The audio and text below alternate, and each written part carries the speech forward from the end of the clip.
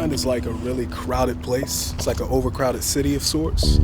So coming to places like this, desolate places, abandoned places, it creates this sort of stillness in my mind because it gives me something to focus on and kind of organize my thoughts of such. And I think it's a good visual representation of the way my mind works. I am Joseph Black. I've been doing this for a decade and a little bit more than that. And I'm probably the most intense wrestler that you will ever see. Oh man, here comes Joe Black.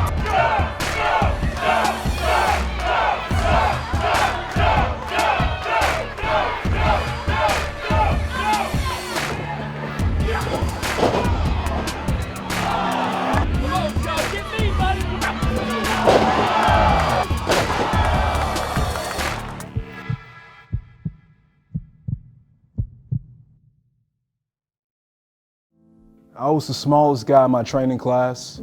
I was 130 pounds, soaking wet. Nothing stood out about me in the physical aspect.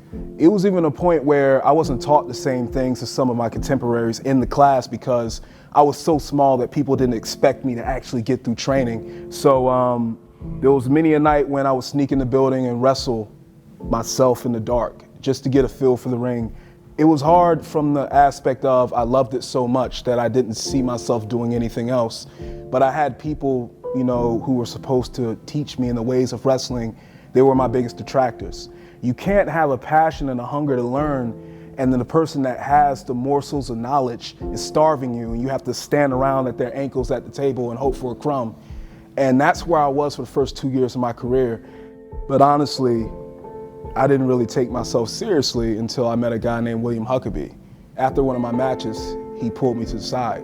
I didn't ask him for advice. Anyone who knows me knows that I'm very proud, even to a fault, and I'm very passionate about wrestling, and I'm very self-critical. So everything he told me, I already observed in the match.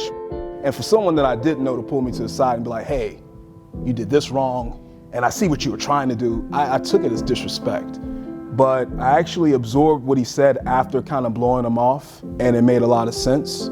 So I started messaging him religiously, and just from talking to him, I leveled up, like ridiculously so. Huck once quoted to me that pride goeth before the fall. And I'm very prideful to just almost a destructive standpoint. I used to blame everybody. I hated the state of Georgia for the longest. But now I shift the blame solely to myself.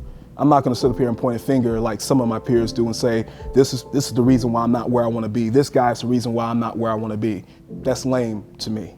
And that's the first step to defeat. You're pretty much destroying yourself with that. So I shifted the blame inward. And because of that, I got in the best shape of my career. Because of that, I got opportunities that I never thought that I would get. Because I realized when I look in the mirror, the reason that you are not where you need to be is because of you.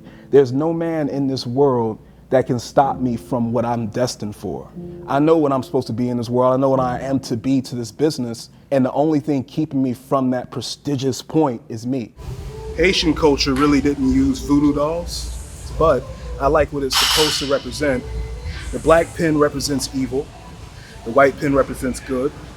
So typically, since I want good for my leg, I want to heal up quicker, I would take this pin out, say a little prayer, stick it in my legs. That was a horrible night. Something I've done dozens of times before with lighter weight than I usually do it with. So for me to have, 465 pounds literally fall on top of me, the first thought that I had laying there on the ground was, hey, there's way too many people looking at me. I'm a very introverted guy. And at this point now, my privacy is no longer because 465 pounds hitting safeties makes a loud noise. But I was moving my leg around, so my immediate thought was, I can still wrestle Friday. I can move my leg. I try to actually get up and put weight on it, and that's when I realized, okay, something's seriously wrong.